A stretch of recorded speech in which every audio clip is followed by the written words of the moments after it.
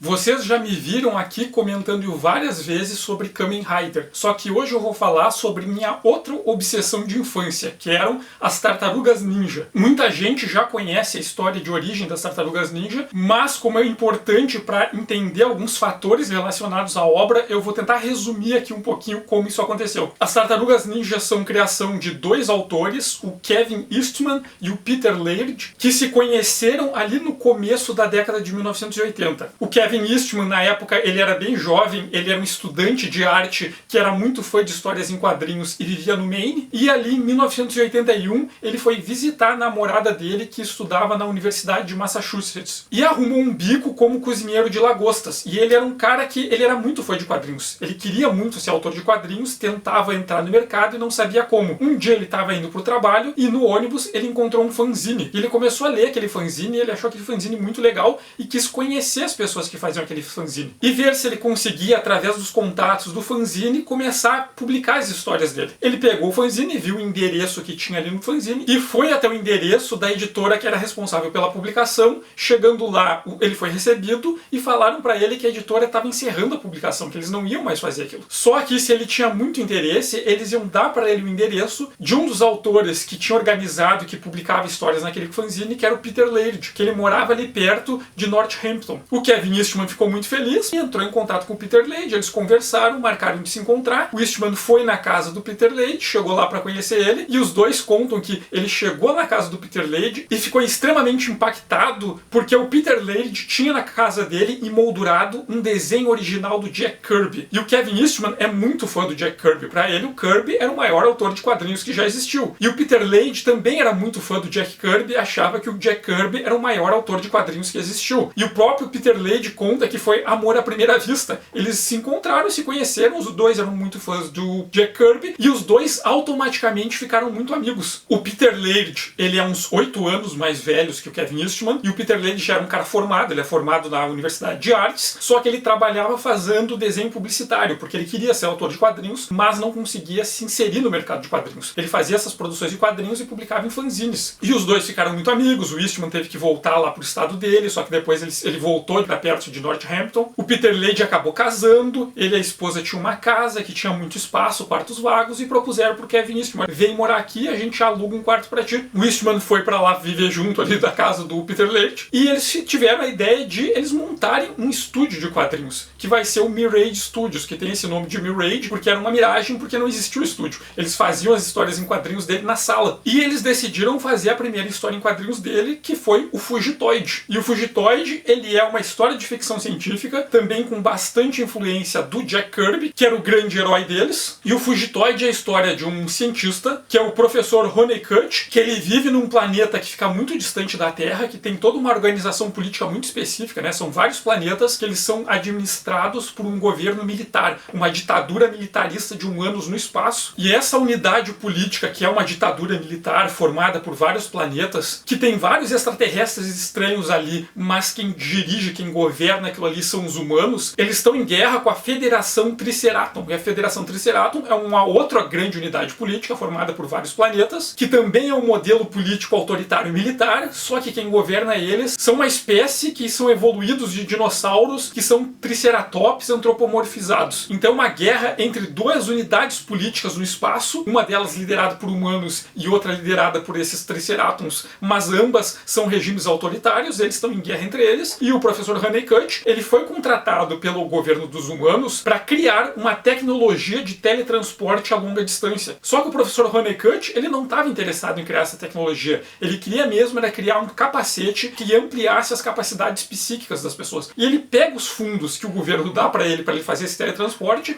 e usa na invenção dele. Até porque ele descobre que esse governo militar humano, eles queriam essa tecnologia de teletransporte a longa distância para teletransportar bombas atômicas direto para o mundo dos Triceratons e exterminar completamente a espécie deles e assim vencer essa guerra. Só que enquanto o professor Honeycutt ele tá fazendo o experimento com o capacete dele, tá se formando uma tempestade elétrica ali no lugar onde fica o laboratório dele, o robô assistente dele fica preso do lado de fora, ele corre para resgatar o robô e cai um raio neles. O que acontece, como ele tá com aquele capacete, a mente do professor Honeycutt é transferida para o corpo do robô e o corpo dele, orgânico, é completamente carbonizado. Então o professor Honeycutt, esse grande cientista que tem um grande conhecimento tecnológico que ninguém mais tem, ele acaba com a mente dele presa num corpo robô. E quando o chefe dos militares humanos descobrem isso, ele acusa o robô de ter assassinado o professor Honeycutt. Só que ele sabe que o professor Honeycutt, a mente dele tá no corpo do robô. E ele dá ordens para que todos os militares capturem esse robô com vida, supostamente para julgar ele pelo assassinato do Honeycutt. Só que ele sabe que o Honeycutt não tá morto e sabe que se o Honeycutt foi declarado como morto e por ele ser um robô, ele não tem direitos civis básicos, ele não vai ter direito à liberdade, à autonomia. Então, se ele conseguir capturar o Honeycutt, ele pode tratar o Honeycutt no corpo de um robô como escravo, porque ele tecnicamente não é humano, ele humano foi dado como morto, e assim obrigar o Honeycutt a desenvolver armas para o exército. Só que os Triceratops também sabem que a mente do Honeycutt acaba no corpo do robô e também querem capturar ele para o Honeycutt fazer essas armas para a Federação Triceratops. Então o Honeycutt ele tá preso nesse corpo robô, daí o nome dele do Fugitoide, é o sujeito que está fugindo, enquanto essas duas potências militares que estão em guerra entre elas, ambas querem capturar o professor Honeycutt para obrigar ele a fazer armas, que é uma coisa que ele não quer, e fazer armas para destruir completamente a civilização oposta. Então o Fugitoide ele tem muita influência da ficção científica, inclusive de trabalhos de ficção científica do Jack Kirby e também de todo o contexto da Guerra Fria, né? Uma história em quadrinhos que eles produziram ali por 1983. Então as tensões da Guerra Fria ainda estavam ali, né? Que era quando os Estados Unidos e a União Soviética estavam naquela grande disputa política, o mundo inteiro com medo que eles poderiam começar uma guerra nuclear que ia exterminar o mundo inteiro, e eles usavam outros países para fazer ataques e para pressionar um ao outro sem que eles tivessem que entrar numa guerra direta declarada. Bom, o Eastman e o Laird, eles vão oferecer essa história em quadrinhos que eles criaram, o Fugitoide, para várias editoras e vão ser recusadas em todas elas. E eles, inclusive, depois tentaram fazer uma edição independente, eles imprimiram 150 cópias e ainda assim não conseguiram vender tudo. O Eastman conta que até hoje ele tem cópias da impressão original do Fugitoide em casa que eles não conseguiram vender na época. E nisso eles acabaram entrando numa frustração, acharam que não iam conseguir entrar no mercado de quadrinhos. A maioria das editoras, elas não dão espaço para novatos, e uma noite eles estavam lá no Mirage Studios, que na verdade era a sala da casa, conversando, né, sobre o que eles iam fazer depois, se tinha como continuar, se eles não tinham que desistir, numa melancolia, e eles ali tristonhos, o Kevin Eastman pegou e fez um rascunho de um desenho na hora, e entregou esse rascunho pro Peter Laird, e o Peter Laird viu aquilo ali e começou a rir, e o que o Kevin Eastman tinha feito era desenhado uma tartaruga vestida de ninja. O Laird, ele riu daquilo, e ele também pegou e fez uma outra versão dele, ele também fez um desenho de uma tartaruga vestida de ninja, mas com um design um pouco diferente. O Kevin Eastman achou aquilo legal, e daí ele fez o desenho de 4 tartarugas juntos, e escreveu Ninja Turtles, Tartarugas Ninja, e o Laird, ele fez a arte final, e escreveu antes de Ninja Turtles, ele acrescentou, e ficou Teenage Mutant Ninja Turtle, Tartarugas Adolescentes Mutantes Ninja, e riram daquilo, acharam aquilo muito engraçado. Mas daí eles começaram a pensar em como aquela ideia absurda talvez fosse interessante, e se eles fizessem uma história em quadrinhos baseado naquela ideia. E foi daí que eles produziram o primeiro número de Tartarugas Ninja. Só que como eles não conseguiam editora, eles decidiram que iam publicar de forma independente. O Kevin Eastman tinha recebido $500 da restituição do imposto de renda dele, o Peter Laird tinha 200 e poucos dólares na conta dele no banco, e eles procuraram o Quentin Eastman, que era o tio do Kevin Eastman, que ele também gostava de quadrinhos e incentivava eles, e pediram dinheiro emprestado. Eles conseguiram $700 emprestados do tio Quentin. O Kevin Eastman conta que o tio dele emprestou aquele dinheiro achando que ele nunca mais ia receber aquilo de volta, né? Os dois eram aspirantes a artistas, a quadrinistas, mas que estavam sempre quebrados, vivendo ali de bicos que eles faziam, de desenhos publicitários e coisas desse tipo. Pegaram esse dinheiro, fizeram uma tiragem que foi mais ou menos uns 3.000 exemplares, sobrou alguns trocados, e o Peter Laird, que ele trabalhava com ilustração publicitária, ele tinha uma noção de como funcionava a publicidade em revistas, e o que ele decidiu fazer foi pegar esse dinheiro e pagar um anúncio de uma página inteira no The Comic Buyer's Guide, que era um livro especializado para colecionadores de quadrinhos. E eles fizeram uma ilustração para fazer a divulgação ali no The Comic Buyer's Guide, e o Peter Laird, ele fez kits de imprensa e mandou para todos os canais de TV, rádios, jornais que ele conheciam. E acabou que vários jornais ali da cidade, das redondezas, receberam aquele kit de imprensa falando do lançamento de uma revista em quadrinhos que era Teenage Mutant Ninja Turtle, as Tartarugas Adolescentes Mutantes Ninja, um nome completamente bizarro, e resolveram fazer reportagens, divulgaram, olha só, vai ter o lançamento dessa revista. Inclusive foi gente do canal de TV ali da cidade, da rádio, entrevistar eles. E o que aconteceu é que eles tinham feito 3.000 cópias achando que ia encalhar, venderam tudo. E eles receberam uma encomenda de mais 5.000 exemplares. E eles fizeram mais 5.000 e venderam tudo. E eles receberam uma outra encomenda de 16.000 exemplares. E eles acabaram vendendo muito mais do que eles esperavam. E, inclusive, uma ironia que quando chegou no Brasil, né, que a primeira coisa que chegou no Brasil foi a série animada de 1987. O título Teenage Mutant Ninja Turtles foi simplificado só para Tartarugas Ninja, que provavelmente foi uma decisão de alguém do marketing. Pensou,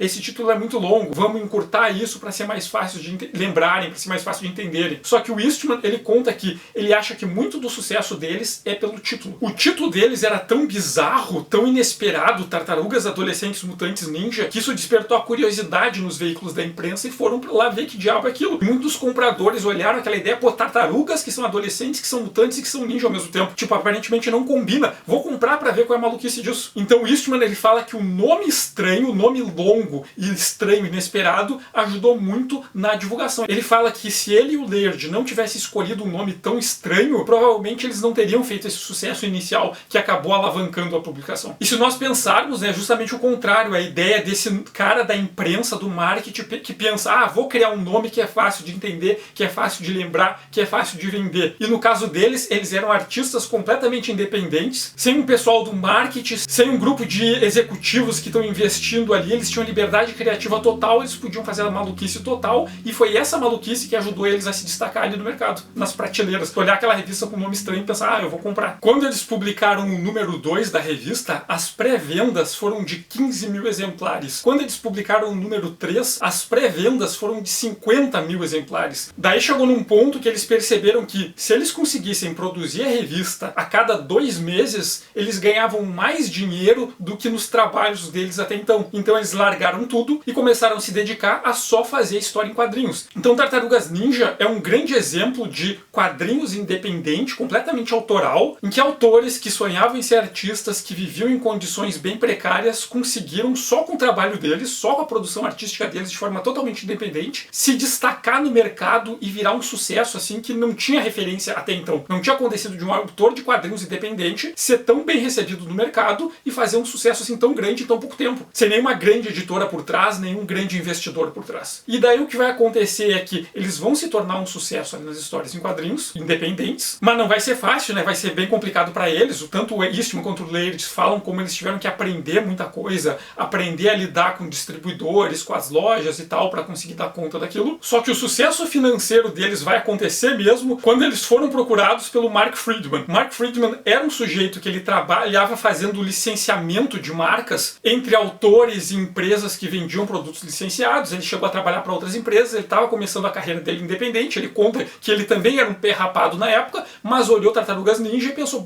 que tem grande potencial, botou o terno dele, foi lá conversar com o Eastman e com o Laird. Os dois não tinham muito confiança naquilo, mas disseram, te dou uma semana, se tu conseguir alguma coisa, então a gente fecha o contrato. O Friedman pensou numa linha de brinquedos, entrou em contato com grandes empresas, com a Mattel, com a Hasbro, todas acharam que era uma bobagem, não deram atenção, até que ele conseguiu um contato com a Playmates. A Playmates era uma empresa de brinquedos da China, que tinha ido atuar nos Estados Unidos há pouco tempo, e a especialidade deles era vender bonecas, e eles queriam entrar no ramo das action figures, dos bonequinhos. E o Friedman entrou em contato com eles ficaram interessados em fazer uma coleção de brinquedos, inclusive eles chamaram designers e escultores renomados na área dos brinquedos, o cara que desenvolvia ali os bonecos do He-Man, dos Mestres do Universo. E uma coisa que vai chamar a atenção na coleção de brinquedos dos Tartarugas Ninja, que vai ser um grande sucesso, é porque esses bonecos de Tartarugas Ninja, eles são bem diferentes do que era feito até então, né? Eles são bonecos que eles têm uma escultura que vai pro lado do bizarro, do meio estranho, eles têm umas proporções diferentes. Os escultores, os designers, eles tinham bastante liberdade autoral para fazer aqueles bonecos, né? Eles recebiam os designs dos personagens oficiais e eles podiam fazer aqueles bonecos de uns jeitos que davam para eles uma característica de um tanto de bizarro e também de assimetria. Um boneco que tem uma mão de um jeito, a outra mão do outro, toda uma pose, uma linguagem corporal que remete a uns elementos do cânone de Policleto, mas muito exageradas. Então a coleção de bonecos vai fazer sucesso porque ela é muito diferente do que estava sendo produzido e lançado naquela época. Mas também está muito associado com a série animada, porque a Playmates disse que faria, mas eles queriam que tivesse uma série animada junto para ajudar a divulgar o produto. O Friedman correu atrás, ele conseguiu produtores para bancar uma produção de uma série animada de 5 episódios, inclusive ela foi animada pela Toei lá do Japão. A série foi bem recebida, ele conseguiu mais investidores, apesar de ter que cortar custos, e a partir da segunda temporada ela não ser produzida mais no Japão, mas também ele conseguiu fazer mais de 20 episódios, fazer uma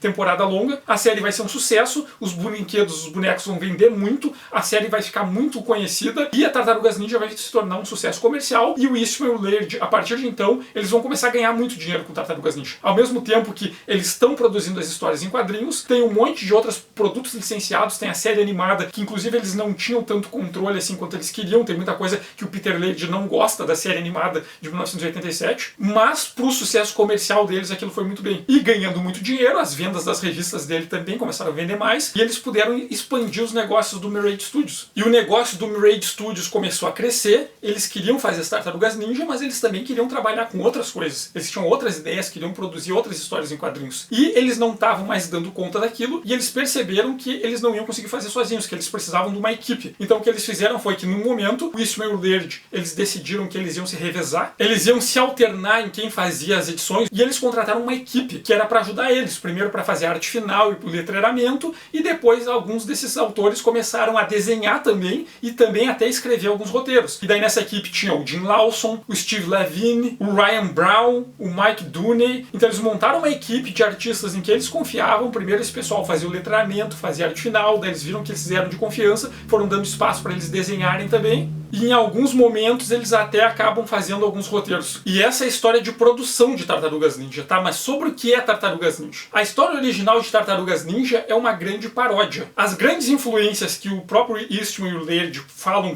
que foram pro trabalho deles, primeiro o Jack Kirby, e eles falam bastante como Kamandi foi influente para Tartarugas Ninja. Para quem não conhece, Kamandi é uma história em quadrinhos do Jack Kirby que ele produzia para DC, que se passa num futuro pós-apocalíptico em que os humanos se tornaram quase extintos. Os animais, eles se desenvolveram e se tornaram inteligentes, capazes de fala e assumiram formas antropomorfizadas. E esses animais, eles acabaram disputando e ocupando diferentes áreas do mundo, que acabou resultando na criação de nações ocupadas por diferentes grupos de animais, em que eles disputam entre eles, têm brigas políticas que reproduzem muito do conflito das guerras do mundo real dos humanos. E o Kamandi, o protagonista, é um menino que é o último humano vivo na Terra, e inclusive os diferentes grupos de animais disputam pela posse dele, pelo valor que ele tem por ser um último da sua espécie. E isso vai acabar influenciando Tartarugas Ninja nesse sentido dos animais antropoformizados. Mas a grande outra influência é do Demolidor. Tem muita influência da história de origem do Demolidor, que foi escrita e desenhada pelo Bill Everett, mas também tem muito do Demolidor do Frank Miller, que era o Demolidor que estava sendo feito naquele período, na década de 1980, 1984, que é quando Tartarugas Ninja é lançado, que o Frank Miller tinha assumido a revista do Demolidor, que estava para ser cancelada, e quando ele assumiu, ele modifica bastante o tom das histórias, a narrativa, tanto em texto quanto visual, que fizeram com que as vendas do Demolidor disparassem e chegassem em segundo lugar, ficando só atrás dos X-Men do Chris Claremont. E muito da primeira história de Tartarugas Ninja é uma paródia das histórias do Demolidor, tanto da temática quanto do tom narrativo que o Frank Miller deu para elas. Bom, eu vou mostrar para vocês aqui a versão colorizada, porque é maior e é mais fácil de ver, mas originalmente elas eram publicadas em preto e branco. Essa aqui é uma edição que foi lançada posteriormente, na qual Kevin Eastman coordenou um processo de colorização. Mas sobre o que é a história?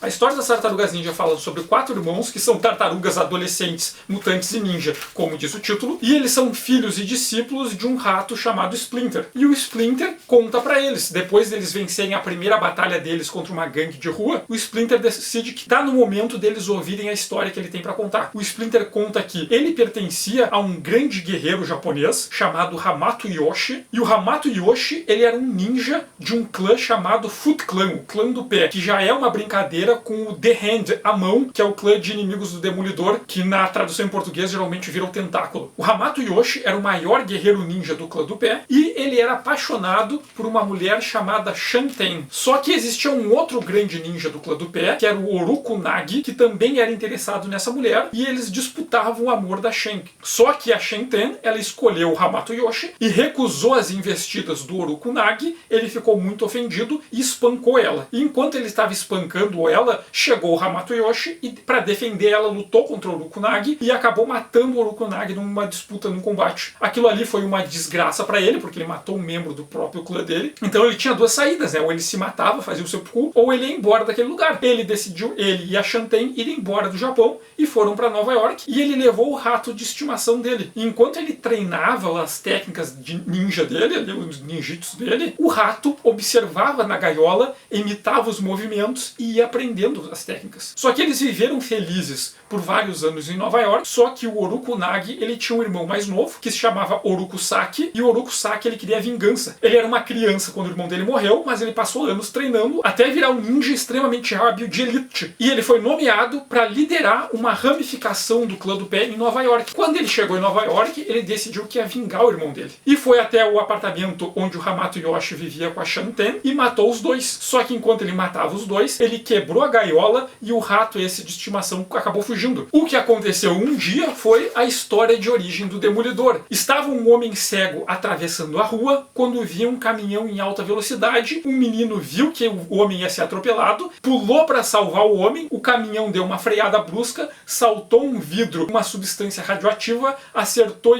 no olho do menino e vazou. Essa é a história de origem do Demolidor, só que daí ele conta o que aconteceu depois com esse recipiente de substâncias radioativas. Ele quicou no chão várias vezes, estava vindo um menino carregando um aquário com 4 tartaruguinhas, o recipiente bateu no aquário, as tartaruguinhas caíram no esgoto junto com esse recipiente, ele quebrou e vazou. O rato Splinter viu aquilo ali, foi e juntou aquelas tartaruguinhas do meio daquele líquido radioativo. E o que aconteceu é que depois eles acabaram sofrendo uma mutação, foram crescendo e se tornando inteligentes. E o Splinter, um rato, ele começou a ficar inteligente e ele lembrava dos ensinamentos e dos treinamentos que ele assistia do mestre dele. Então ele tinha todo um conhecimento das técnicas de ninjitsu do clã do pé. E ele passou a criar as tartaruguinhas como se fossem os filhos dele. Ele conta que ele deu o nome para as tartarugas Rafael, Michelangelo, Donatello e Leonardo a partir de um livro de história da arte que ele achou no lixo. E é interessante que tanto na primeira quanto na segunda história das Tartarugas Ninja tem quadros que mostram a estante do Splinter. E dá pra ver vários livros lá dele, e tem esse livro de História da Arte, que é um livro que existe de verdade. Nós, na História da Arte, lá a partir do primeiro semestre, segundo semestre, a gente começa a estudar esse livro. É um dos livros basicões de História da Arte. Porque, pô, o Peter Laird, ele é formado em arte, e o Kevin Eastman chegou a estudar na Faculdade de Artes. Então são caras que sabem sobre teoria e sobre História da Arte. Então tem um livro que existe, inclusive, vocês podem comprar, né? E, inclusive, é uma dica boa pra quem quer começar a estudar História da Arte. Mas então, ele deu esses nomes para as tartarugas e criou elas por 15 anos, então eles têm 15 anos, por isso que eles são adolescentes. E ele fala que chegou a hora de pedir para eles algo que nenhum pai deveria pedir para os filhos, mas ele precisava. Ele pede que os filhos dele, as 4 tartarugas, desafiem o Orokusaki, o assassino do Hamato Yoshi, do mestre dele, e matem o Orokusaki para ele se vingar, porque antes de morrer, o Splinter quer pelo menos ver que o mestre dele foi vingado. Ele quer ter a satisfação da vingança. Então a história é sobre como as 4 tartarugas, depois de aprender sobre a origem deles, vão desafiar o Orokusaki, que agora ele usa o nome de Shredder em inglês, né, que em português virou o destruidor, mas em inglês o sentido seria mais de o ralador, porque o Eastman e o Laird, inclusive, eles contam que o design do destruidor foi baseado num ralador de queijo. Eles queriam uma coisa que fosse tão perigosa que até tocar, o simples raspar ali já podia machucar. Então eles vão desafiar esse ninja de elite, que é um ninja que conseguiu derrotar o Hamato Yoshi, que era conhecido como o ninja mais habilidoso do clã do pé. E o Oroku, com esse nome de destruidor, ele se tornou o líder do clã do pé em Nova York, e ele está metido em vários eventos, em atividades criminosas, liderando o clã, cometendo crimes ali em Nova York. E a missão deles é desafiar o Orokusaki e derrotar ele, matar ele, para vingar a morte do Hamato Yoshi. Vou mostrar para vocês aqui também o primeiro design do Splinter que o Peter Laird e o Kevin Eastman fizeram quando eles estavam bolando aí as primeiras histórias. E aqui tem também o primeiro design do Destruidor, né? Baseado nesse ralador de queijo. E alguns dos primeiros designs das próprias tartarugas. Tem umas coisas que eu acho bastante interessantes nessa primeira história, que é como ela lida com a ideia do ninja. Porque se nós considerarmos o ninja no contexto histórico deles, né? O termo ninja, essa palavra ninja,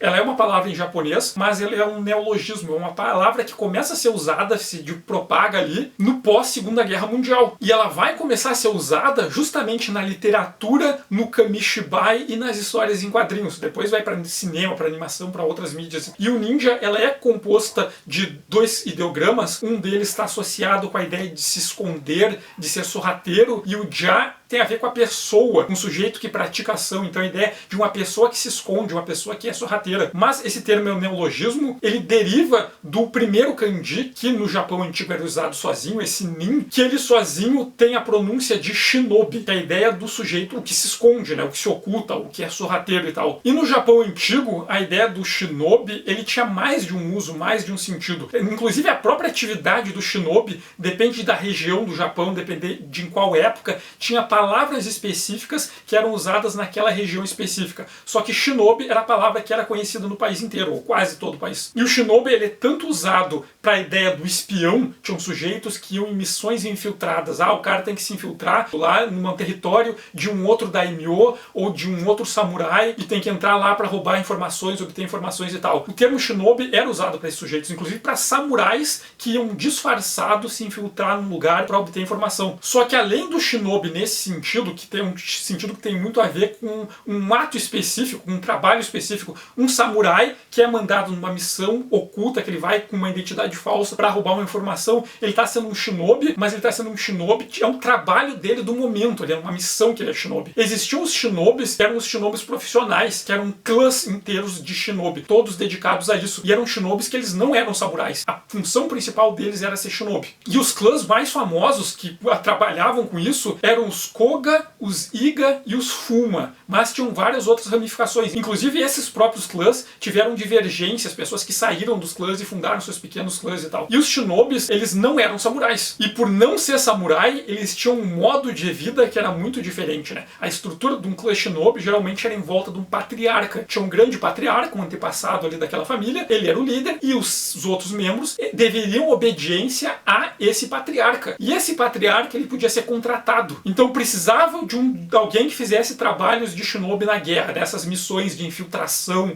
de roubar informação, de assassinato sem ser percebido, de sabotagem. Um daimyo, um samurai de grande poder político e militar, ele podia ir lá e contratar o patriarca. E contratava o patriarca dava a missão pros filhos, pra família dele, pro clã dele, os agentes ali daquele clã. E eles iam se dedicar a cumprir essa missão, mas a obediência deles não era o daimyo, não era o shogun, não era o imperador. A obediência deles era o patriarca, e o patriarca que tinha um pacto com o daimyo. Inclusive existem casos que os shinobis estavam trabalhando por um lado numa guerra e do outro lado ofereciam mais dinheiro e eles trocavam de lados. Então os samurais tinham uma visão bem ruim assim em relação do shinobi, porque o shinobi ele não lutava dentro dos códigos de conduta daquela guerra ritualista do samurai. Eles não deviam obediência total e completa ao daimyo. Eram caras que podiam trocar de lados dependendo da situação. Então eram sujeitos que eles atuavam na guerra, eles eram guerreiros, mas eles não eram samurai, então tem toda aquela coisa da disputa de casta, né? Porque os samurais se viam como a casta superior do Japão, que eles eram pessoas superiores em vários sentidos, e os shinobi desses clãs shinobis, eles eram plebeus, então tem essa disputa da questão da casta, como ao fato que um shinobi, se ele fosse lutar com um samurai, ele não ia respeitar aquelas regras da batalha ritual, ele ia lutar de outra forma, usando outras armas, usando armas que os samurais consideravam inferiores ou consideravam que não eram dignas deles. Então tinha muita essa aversão dos samurais em relação a esses clãs shinobis. Nas peças teatrais de na literatura antiga japonesa, quando os shinobis aparecem, na maioria deles eles são vilões. Vilões no sentido de que não só que lutam contra o herói, mas que são pessoas que são sem ética. Sem ética não no sentido ético ocidental, né? No sentido de ética pro samurai, que são pessoas que não seguiam o Bushido. Pessoas que não eram dignas daqueles status, daquelas questões que os samurais estavam associados. E daí quando a gente pega a história das tartarugas ninja, pensa só, o Splinter criou os filhos dele. Os filhos dele são adolescentes. E ele chega pros filhos deles e diz: eu quero que vocês me vinguem. Eu quero que vocês matem o cara que matou o meu mentor. Então, é uma história de vingança. E um pai pede pros filhos para eles se vingarem. O Splinter fala que ele quer ter certeza que antes dele morrer, ele vai ter a vingança dele. Ele vai ver o sujeito que matou o mestre dele ser morto. Então, um pai pedindo pros filhos vingança. E o Splinter não vai se vingar porque o Splinter já é velho. Porque se ele pudesse, ele ia pessoalmente. Só que ele sabe que ele não tem mais condições. E os filhos dele, ele tá mandando os filhos dele pra uma guerra, pra lutar contra talvez o maior ninja que exista, o ninja mais habilidoso que se conhece. E são adolescentes, eles estão arriscando a vida deles nisso, por uma vingança. E dane-se. E os filhos não questionam. Os 4 filhos dele recebem aquele pedido, o último pedido, uma coisa que um pai nunca deveria pedir a um filho, e eles vão. Tem um momento que um deles, inclusive página que eu mostrei com os designs do Splinter, o Splinter é citado como Jonin Splinter. Jonin é um shinobi de alta hierarquia, então eles veem o pai deles como também um superior hierárquico dentro daquela estrutura em que os shinobis vivem numa comunidade, num clã que é patriarcal, e tu não desobedece teu patriarca. Se ele pedir uma coisa, é o dever do shinobi obedecer os pedidos e seguir as ordens do patriarca. Então essa primeira história das Tartarugas Ninja é uma história de vingança, em que um pai que ama seus filhos, porque ele deixa bem claro o quanto os filhos dele são importantes, e ao longo das outras histórias a gente vê isso, né? Eles são uma família, mas mesmo assim o pai deles pede para eles arriscarem a vida por uma vingança, porque o Splinter ele nunca vai ficar tranquilo se ele não souber que o cara que matou o mentor dele foi derrotado, que ele foi vingado. Ele precisa daquilo, é uma coisa que ele precisa fazer, vingar o mestre dele. A ideia de Giri, que é uma coisa muito forte na ideia da moral japonesa, que é o que é moral é tu seguir aquelas condutas que são esperadas de ti e tu seguir as expectativas dos teus superiores hierárquicos, da tua família, do teu trabalho, seguir aquelas expectativas da tua função social e da tua posição social, as expectativas que se tem de ti, e não seguir essas expectativas que seria o imoral, que seria o socialmente reprovável. Então é muito forte isso no Splinter, ele acha que ele precisa muito vingar o Hamato Yoshi. E os filhos dele não discutem isso. Se o pai deles acha que isso é muito importante, então automaticamente é um dever deles cumprir essa missão. Então Tartarugas Ninja, a primeira história, é extremamente interessante porque é uma história que é um tanto bizarra. São tartarugas que ficaram mutantes e aprenderam habilidades de luta ninja e vivem no esgoto, mas tem ali a questão, né, da mutação de ficção científica, né? O Peter Laird, ele comenta que Tartarugas Ninja, desde a origem, foi uma história de ficção científica. Ficção científica faz parte da série, desde a sua concepção, muito por influência das obras de ficção científica do Jack Kirby. Só que ao mesmo tempo que essa história é bastante absurda, ela é uma história que ela é muito levada a sério, é tudo muito sério, todo mundo tá aqui muito comprometido. É uma história de um homem que teve que matar o rival dele porque ele tava batendo na mulher que ele amava, só que daí ele teve que abandonar o país dele para fugir, para viver com ela. Só que o irmão do sujeito que foi morto, ele passou anos remoendo aquilo, desejando vingança, e quando ele finalmente consegue poder, a primeira coisa que ele vai fazer é se vingar. Daí passa mais 15 anos que o rato desse cara que teve a família dele assassinada, né, o Hamato Yoshi, a Tank-Shei, ele que quer vingança e manda adolescentes se vingarem, e daí vão lá enfrentar o Destruidor. Ele é um cara que virou um chefe do crime organizado, que leva tudo muito a sério, que ele fica remoendo, né? Por que diabos essa história do Hamato Yoshi voltou quando ele é desafiado, né? Ele descobre que existe um clã do Hamato Yoshi que sobreviveu e quer vingança pra ele. E daí eles têm que lutar com o Destruidor até a morte. E o Destruidor percebe que se ele vai morrer, então ele quer levar todos os inimigos dele junto com ele. Então assim, ó, é tudo muito sério, é tudo muito dramático. Apesar de ser tartarugas vestidas de ninja, correndo pelo esgoto, lutando em cima de um prédio, tudo é num tom de muita seriedade, que é muito influenciado pelo Demolidor do Frank Miller. Então o que vai dar a concepção dessa história é justamente esse contraste de um absurdo, mas que é muito levado a sério, assim, toda a história num tom muito sério. E muito do sucesso dessa história é isso, que viagem, tem umas tartarugas gigantes falante, e elas são ninjas, pô, e elas são muito sérias, elas levam muito a sério as missões dela, o que o pai delas, que é um rato, diz pra elas fazerem. Então tem aí muita referência a essa visão que o Frank Miller colocou no Demolidor, não só no Demolidor, mas no Ronin do Frank Miller também, que tinha muita inspiração nessas narrativas japonesas, no Lobo Solitário e tal. Mas eles pegam essas questões das tradições do ninja, né, das tradições do shinobi, e são bastante fiéis e levando isso tudo muito a sério o tempo todo. E aí que fica o divertido, o absurdo com muita seriedade. Eu acho que o processo de criação das histórias das Tartarugas Ninja também é bastante importante pro resultado, né? Porque o Kevin Eastman e o Peter Laird, eles faziam tudo juntos. As histórias originais eram em preto e branco, né? Aquela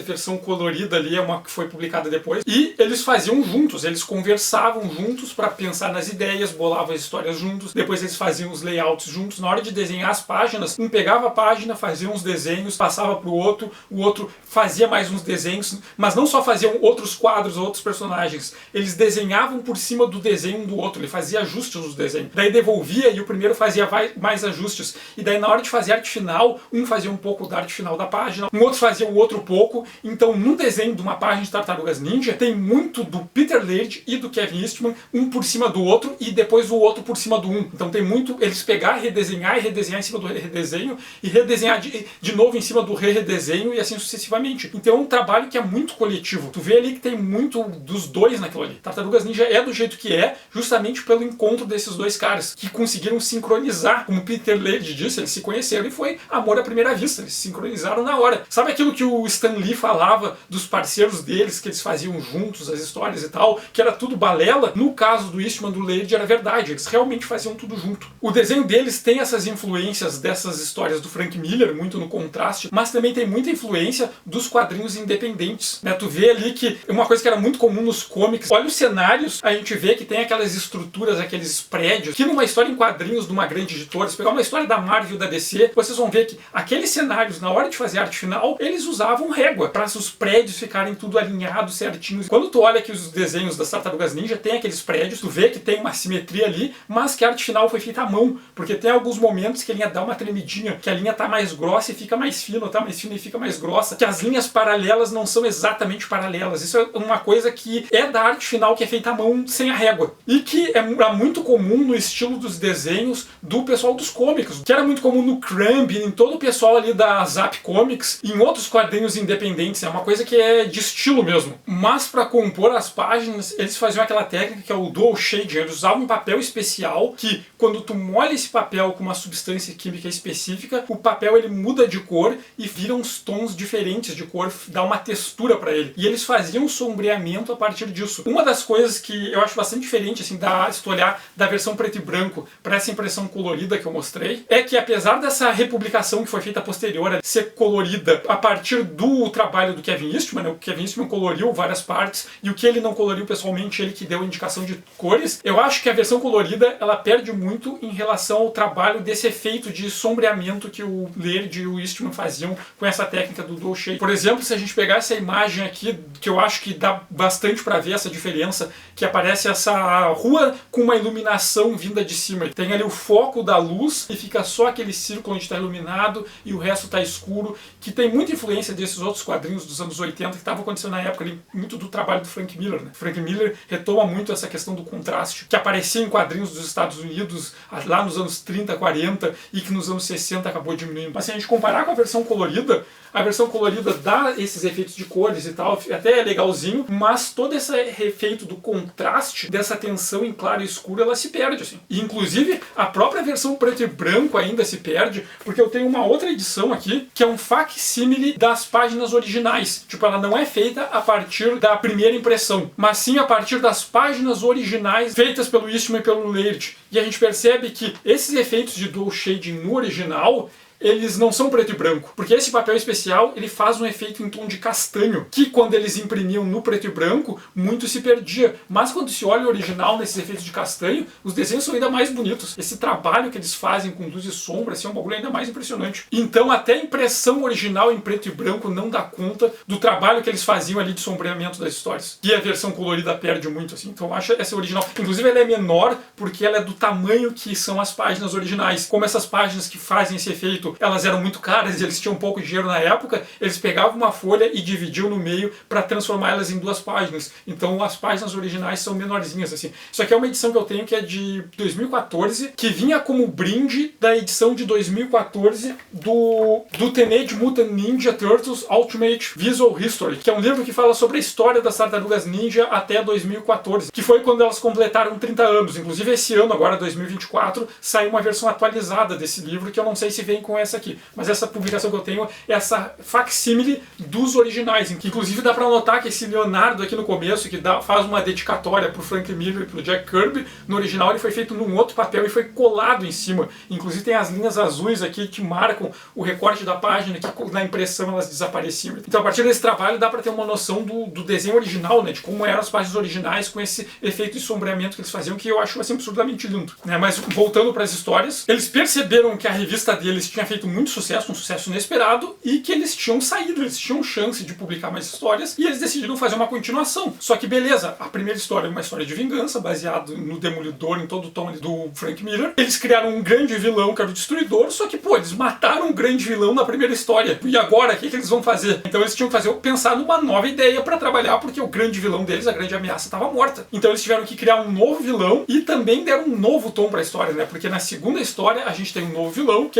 é um grande cientista que se chama Baxter Stockman, e o nome dele já dá a dica, né? Baxter vem do edifício Baxter, que é o prédio onde fica a sede do Quarteto Fantástico, outra criação do Jack Kirby. E o Quarteto Fantástico é uma família que passa por histórias de ficção científica. E essa segunda história das Tartarugas Ninja vai por esse caminho. A ideia de que as 4 tartarugas, elas são uma família, o Splinter, o rato, é o pai delas, então são um pai criando 4 adolescentes, e o grande vilão é um cientista doidão, o Baxter Stockman. Ele criou os Mausers, que são robôs que ele conseguiu financiamento público, porque ele disse que esses robôs, eles poderiam caçar os ratos e acabar com a praga de ratos que existia em Nova York. Ele tem a assistente dele, que é a April O'Neil, que é a programadora que trabalha ali com ele, só que o Baxter Stockman é um cara completamente maluco, é um cara extremamente inteligente, mas ele é megalomaníaco e ele é narcisista, ele se acha lindo, maravilhoso, o cara mais inteligente do mundo, e ele decide usar esses robôs que ele fez, os Mausers, para cometer crimes, para roubar bancos, ameaçar derrubar prédios e chantagear o governo se um resgate não for pago. E a April, que é a assistente dele, quando descobre aquilo, ela não quer participar e ele manda os Mausers matar ela. Mas a April chega a falar para ele: tá, mas Baxter, pra que tu tá fazendo isso?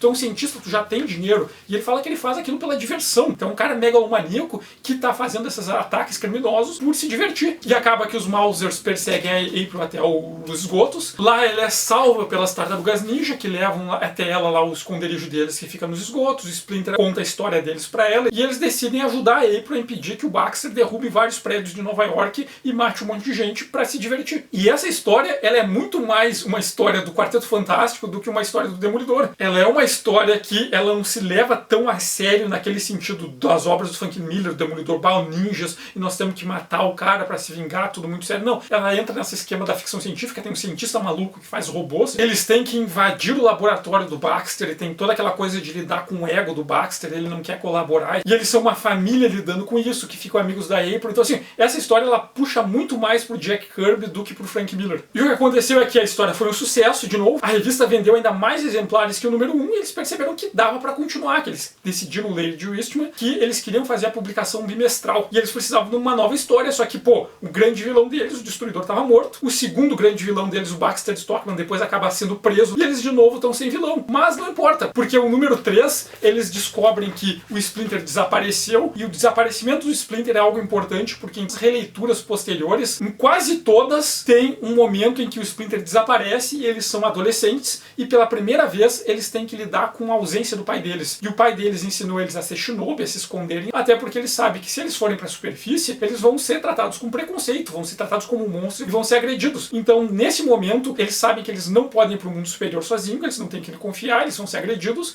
mas o pai deles, o mentor deles, sumiu. Então os adolescentes têm que se virar. Só que a sorte deles é que eles ficaram amigos da April, e a April vai dar o suporte para eles ali, naquele momento que eles estão sem o pai deles. Só que essa história, ela é uma grande perseguição de carro. Eles perderam o pai deles, pedem ajuda para a April vai dar carona para eles, uns policiais confundem eles com os criminosos que tinham cometido um assalto, e toda a história é uma grande perseguição de carro. Então o tom já muda completamente e parece um filme de ação dos anos 80. E que inclusive ao longo da história eles citam vários filmes e séries policiais e de ação ali do período e um pouco antes. Então a terceira história das Tartarugas Ninja já é outra coisa, uma história de ação, de correria, com um tom bastante diferente das primeiras. Então o Laird e o Eastman, eles vão se adaptando e criando coisas novas para contar com aqueles personagens. E conforme eles vão contando histórias novas, eles vão deixando aquilo mais complexo, eles vão dando novas nuances. Daí nas histórias seguintes, eles descobrem o Instituto de Pesquisa Tecnocósmica. Parece ser uma empresa sediada em Nova York, que é a origem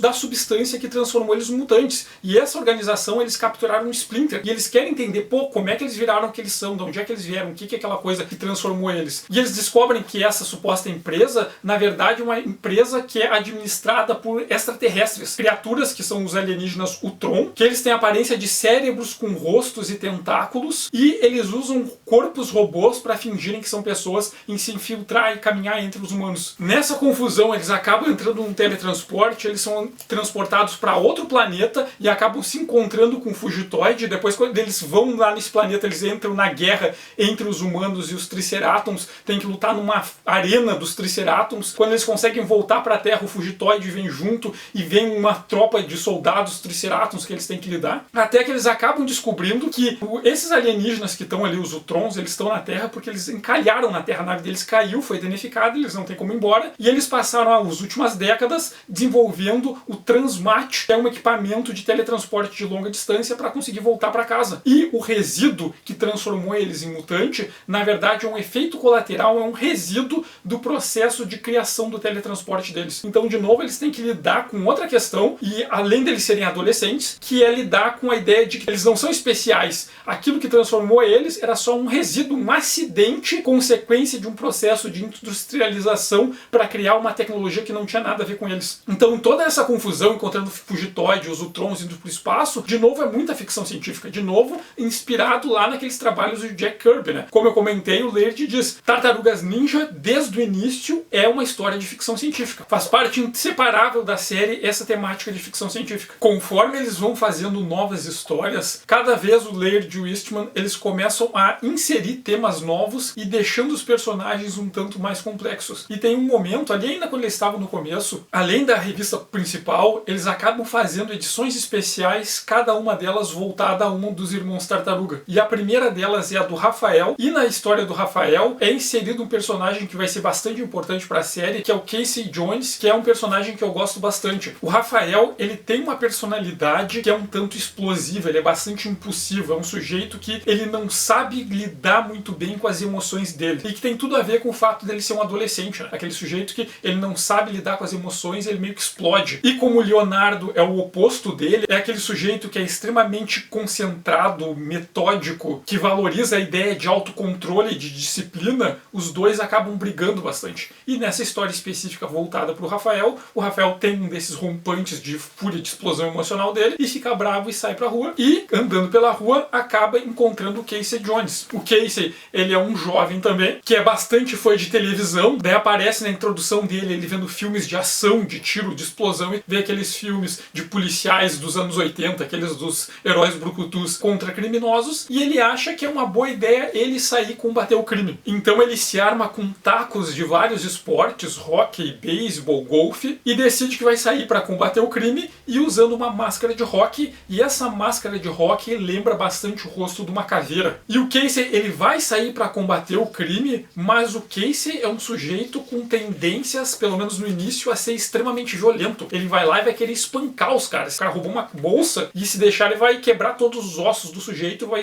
bater nele até a morte, e vai achar bom, porque criminoso bom é criminoso morto. Essa é a lógica dele. Então o Casey, ele vai aparecer aqui nas histórias, do mesmo jeito que a história original tem uma paródia ao Demolidor, o Casey surge como uma paródia do Justiceiro. Aquele sujeito que ele quer combater o crime, acabar com o mal, mas ele é extremamente exagerado, intolerante, ele quer acabar com a violência, mas ele é muito mais violento do que aqueles sujeitos com quem ele está lutando contra. E ele e o Rafael vão acabar se encontrando, vão acabar entrando num conflito, né? Dois briguentos explosivos que se encontram, e o Rafael, quando olha o Casey, vai perceber que o Casey é ele, só que num próximo estágio, num momento com maior descontrole. E conhecer o Casey, confrontar o Casey, alguém que também tem tendências violentas, alguém que também tem tendências emocionais descontroladas, explosivas, vai fazer o Rafael se ver e perceber o quanto ele também está sendo agressivo em excesso. E com isso, ele acaba se repensando sobre o jeito que ele se comporta. O que acontece é que ele e o Casey depois vão virar amigos, e isso vai ser bastante trabalhado nas histórias, o quanto o Casey e o Rafael, a amizade deles faz com que eles se equilibrem. O Rafael vê o Casey, um cara a princípio completamente agressivo, impulsivo, descontrolado, e vai perceber que, pô, se ele for por esse caminho, ele vai virar um cara exagerado, violento e agressivo também. E o Casey, convivendo com o Rafael e depois com outras tartarugas, ele vai deixar de ser esse personagem que é uma paródia ao cara que acha que criminoso bom é criminoso morto, a esse ideal exagerado do justiceiro, e convivendo com os outros, ele vai aprender a virar um sujeito mais contido, mais equilibrado. Então essa relação da amizade do Casey com o Rafael é extremamente interessante, mas faz o Casey ser um personagem extremamente interessante, porque o Casey é um cara de nuances, assim, ele é esse cara com essa tendência violenta, agressiva, explosiva. Aos poucos ele vai mudando, né? Ele vai deixando de ser esse cara extremamente agressivo e violento, mas ele ainda é um cara que tem tendências a ter esses rompantes emocionais, mas ao mesmo tempo ele é um personagem extremamente sensível. Tem outras histórias depois que o Rafael lá tá triste, tá emburrado, e o Casey vai lá e tenta falar com ele, pra ele desabafar e tal, e o Rafael não desabafa, porque porque ele é um cara que não consegue desabafar, ele é aquela pessoa que guarda pra ele e fica remoendo. E daí quando o Casey tenta conversar com ele de boa e não consegue, o Casey bota a máscara dele e começa a fazer bobagens aleatórias. Então o Casey tem um lance com a máscara que eu acho que é uma coisa que é extremamente bem construída, que remete àquela ideia da máscara como algo que quando nós usamos, o fato de uma pessoa estar mascarada faz com que ela se sinta mais segura e se expresse, manifeste coisas que sem máscara ela não teria coragem de fazer, tá? A ideia da máscara como algo que te dá uma segurança emocional. E a máscara do Casey é isso, porque tem a questão de proteger o rosto dele numa briga, mas tem a questão de que quando o Casey coloca a máscara, aquilo é um tipo de proteção emocional para ele, que dá para ele um conforto, para ele expressar coisas que ele não tem coragem de expressar quando ele tá sem máscara. E ao mesmo tempo, a máscara do Casey tem uma coisa que é de performática. Quando ele coloca aquela máscara, ele se sente seguro para se expressar de formas que ele não se expressaria, mas também ele deixa claro para os outros que ele entrou num modo de performance, que ele entrou num personagem. Então quando ele bota aquela máscara, ele pode fazer um monte de maluquice, falar um monte de bobagem, ser engraçado, ser palhaço, que às vezes quando ele tá sem máscara ele não consegue fazer. Então aquela história que eu comentei lá, que o Rafael tá emburrado e ele tenta se conectar ali emocionalmente com o Rafael e é rejeitado, pô, o Casey é um cara durão, valentão, ele não podia se importar com um amigo dele nesse nível, talvez seja uma coisa que ameaça a reputação dele, desse cara durão. Então o que ele faz? Ele bota a máscara e começa a fazer palhaçada. E outra coisa que a gente vê ao longo do desenvolvimento do Casey é que depois, mais pra frente nas histórias, ele e a April adotam uma menina, que é a Shadow. Então tem todo o arco dos dois sendo pais, desde a Shadow bebezinha até a Shadow já uma jovem adulta. E o Casey, como um pai, é um cara extremamente carinhoso. Então apesar dele ser aquele personagem que ao princípio ele é um cara que tinha tendências a ser violento, inclusive na minissérie do Casey, que foi publicada em 1994, ele fala que se ele não tivesse descoberto outras formas de extravasar a raiva dele, talvez ele tivesse se tornado uma pessoa psicótica, mas ele achou formas de lidar com aquela agressividade. E mesmo sendo esse cara que antes era um cara muito violento, que aprendeu a lidar com a violência dele, mas ainda sendo alguém emocionalmente muito impulsivo, ele é um amigo extremamente confiável e é um pai extremamente carinhoso. Então o Peter Laird e o Kevin Eastman, eles constroem o Casey, que começa como um deboche, né, como uma caricatura do justiceiro e desse ideal de herói de filme de ação dos anos 80, e vira um personagem extremamente complexo, extremamente elaborado, com várias nuances, assim. E esse tipo de complexidade é algo, assim, que é muito típico e característico das Tartarugas Ninja do Eastman e do Laird, e que faz essas histórias serem tão interessantes, porque elas transitam entre o absurdo exagerado e um nível de delicadeza extremamente grande, e como as histórias se alternam muito entre esses dois pontos e conjugam essas duas coisas, que pode a princípio parecer que não faz muito sentido, mas o Eastman e o Laird faz essas duas coisas encaixarem e trabalharem bem, assim. Essa força do absurdo exagerado, que pode ser tanto um absurdo em cenas de ação, de violência, de pancadaria, como pode ser um absurdo conceitual, assim, umas ideias muito exageradas, tipo, a ideia de tartarugas adolescentes mutantes que são ninja pelo título só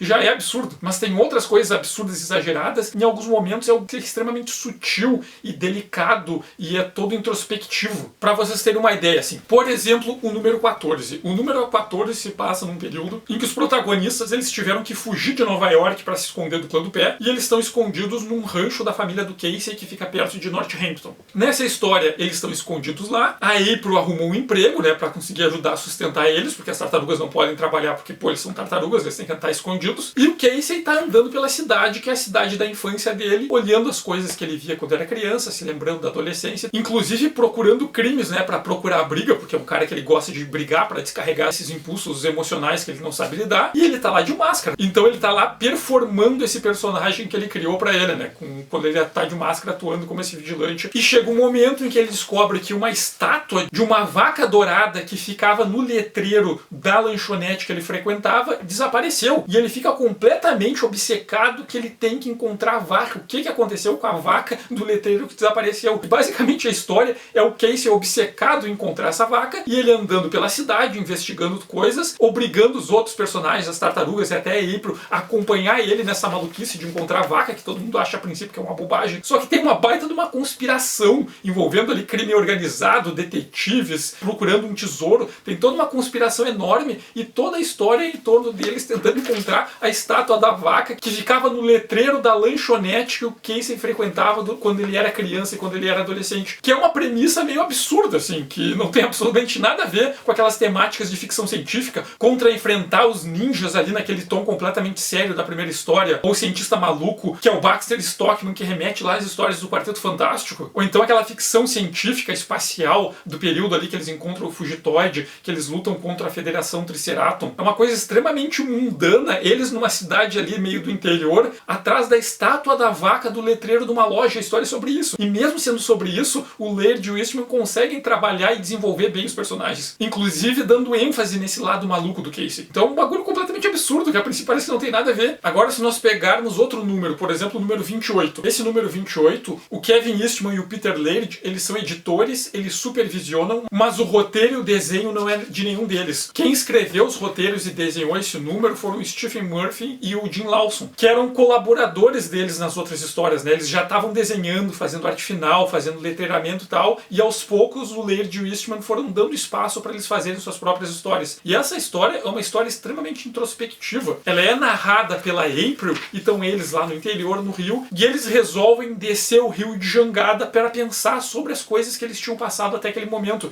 Então tem vários deles que estão emburrados, nessa história que o Rafael está emburrado, o Casey está tentando fazer ele colocar as coisas para fora. Então estão eles lá, introspectivos, reflexivos sobre o que aconteceu com eles, lidando com os problemas internos deles, e enquanto eles estão descendo o rio, eles descobrem que tem uma criatura aquática perseguindo eles. Essa criatura aquática, ela tem uma forma humanoide, a April acaba se conectando com ela, vendo a mente dela e percebendo que é uma civilização que existe há muito tempo, mas eles estão em extinção, e eles estão em extinção tem muito a ver com a poluição que está sendo derramada naquele rio, e essa criatura aquática que eles entraram em contato, ela morre. E depois aparecem mais 4 criaturas para buscar ela, só que os 4 são machos, e ela é a última fêmea da espécie. Então a April tem todo um pensamento de que aqueles 4, eles são os 4 últimos da espécie deles, são os 4 machos, não tem fêmeas, significa que a espécie deles está a caminho da extinção, eles estão para acabar, eles são os últimos do tipo deles no mundo. E ao perceber isso, ela se dá conta que os 4 irmãos tartarugas também são os últimos da espécie dele, que eles são 4 machos que não têm fêmea, e que eles tendem a acabar, que não tem ninguém igual a eles, e que eles como espécie não vão continuar a existir no mundo. E a história toda sobre essa reflexão interna, sobre o pensamento e os sentimentos dos personagens. Aqui não vai ter grandes lutas, grandes confusões, grandes ações e coisas exageradas. Tem essa civilização aquática, então tem ali o elemento de ficção científica que o Peter Laird comenta, né? Tartarugas Ninja sempre foi sobre ficção científica, mas é para falar sobre sentimentos internos, sobre questões subjetivas, algo introspectivo. Então muito da força das Tartarugas Ninja, eu acho que é sobre essa tensão, não só essa tensão, mas sobre essa coexistência entre o absurdo e o sutil delicado, sobre essa coisa explosiva e exagerada a ponto de não fazer sentido, e sobre algo que é sensível, que é sobre o sentimento, sobre uma reflexão interna sobre os sujeitos. Toda a série ela funciona, se não a partir do equilíbrio dessas duas forças, mas como um pêndulo que vai de um lado e volta, vai de um lado e volta. Essas forças estão sempre presentes, às vezes com mais, às vezes com menos força, mas estão lá. E é isso que eu acho que faz a série ser tão rica. Por que Tartarugas Ninja se sustentou por tanto tempo? Porque o Laird, o Eastman e a equipe deles, né, o Eric Talbot, o Jim Lawson, o Stephen Murphy, o Ryan Brown, esses caras, eles souberam trabalhar esse exagero e essa sutileza juntos, assim. E usar isso para falar sobre várias coisas das relações humanas dos personagens ali, aquilo de eles são adolescentes, vamos falar de emoções, que é uma coisa, né, que os adolescentes são aquele estágio humano em que não se consegue ainda entender e lidar com todas as emoções, não se está acostumado a lidar com todas as coisas, tem muitos sentimentos que nunca foram sentidos antes e não se sabe lidar com aquilo e dar essas explosões e essas reações. Então os autores se aproveitam disso para falar dessas interações humanas. É um tema que vai aparecer bastante, a ideia da família, como eles são irmãos, como o Splinter é o pai deles, e a relação de irmãos e entre pais. O Splinter depois, numa versão posterior, fala muito que a história deles tem várias versões, teve várias apresentações, foi contada muitas vezes, mas sempre é uma história sobre um pai que ama seus 4 filhos. Que esse é o núcleo das Tartarugas Ninja. E depois como o Casey e a April acabam fazendo parte da família deles, né? A Casey e a April, quando viram um casal, quando eles têm a filha deles, que é a Shadow, o crescimento da Shadow ali com eles, a Shadow olha para as tartarugas e chama eles de tio, e o Splinter é o avô dela. Então como é uma história de uma família que passa por coisas exageradas, absurdas, fantásticas, que é a influência do Quarteto Fantástico do Jack Kirby, mas uma família que tem essas relações específicas deles que compartilham esses vínculos emocionais. E essa série original das Tartarugas Ninja, ela teve 62 números e foi publicada entre 1984 e 1993. Então foi uma série bastante longa. E além dessa série principal, que eles tentavam manter ela bimestral, mas às vezes atrasava mais, e também os especiais ali de cada personagem, também foi publicada uma outra série série, que daí foi mais curta, que foi a Tales of Teenage Mutant Ninja Turtle, os contos das tartarugas adolescentes mutantes ninja. Teve 7 números e foi publicado entre 1987 e 1989. E os contos, eles tinham mais liberdade ali para trabalhar. Primeiro que ela tem esse nome em referência aos contos da cripta.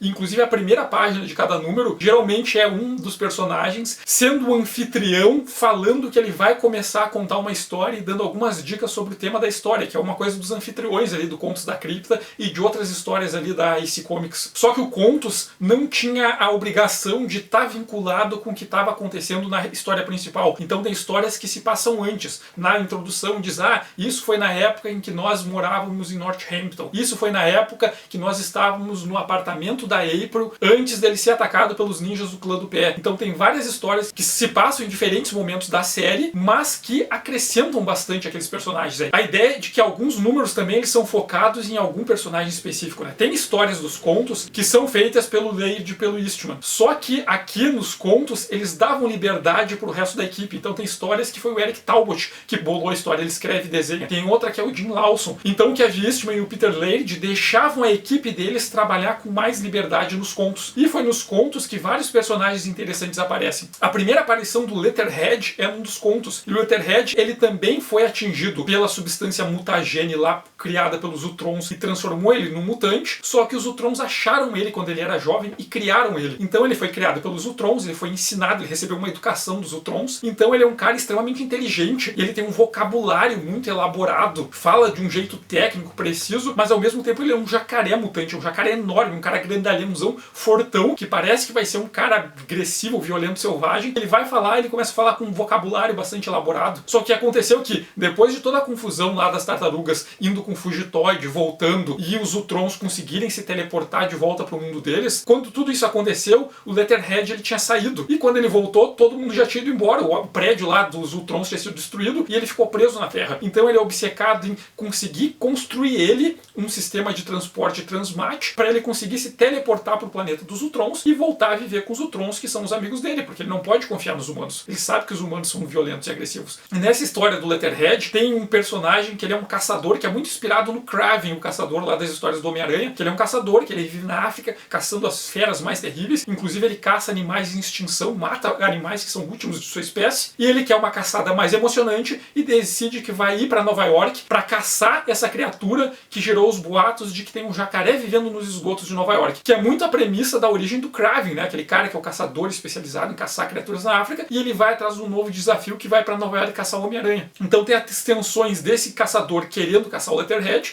é um cara meio intelectual, que fala de um jeito bastante rebuscado, e as tartarugas lá, ele quer ver as tartarugas e quer caçar as tartarugas também. E tem outra história que eu gosto bastante desse período, dos contos, que é a história de origem, a primeira aparição do Rei Rato, que eu acho que é uma história que ela é muito estranha, ela é essa intimista, mas eu acho muito interessante o jeito que ela é, que ela começa com as 4 tartarugas e o Casey, eles vão invadir um terreno das ruínas de uma fábrica abandonada, e o Casey quer inclusive entrar lá para fazer umas pichações, uns grafites e tal, mas quando eles entram para explorar, eles são adolescentes numa aventura, entrando num terreno baldio. Eles começam a perceber uma coisa que eles acham estranho, que é não tem nenhuma pichação naquele lugar, não tem nenhum grafite, não tem garrafas vazias, latinhas vazias. Então os jovens não entram ali. Por que jovens não entrariam ali? A tendência dos jovens em ver um prédio desse abandonado é querer explorar. Mas as jovens não entram ali porque tem um morador naquele lugar que espanta todo mundo. E a história é toda contada pelo ponto de vista desse morador. Ele mora naquele lugar, uma pessoa, ele usa uma roupa que é toda feita de remendos e de pele toda recortada, e esse sujeito, ele acha que ele é um monstro. Ele é um cara que ele vive nessa fantasia dele toda picotada e tal, mora ali perto,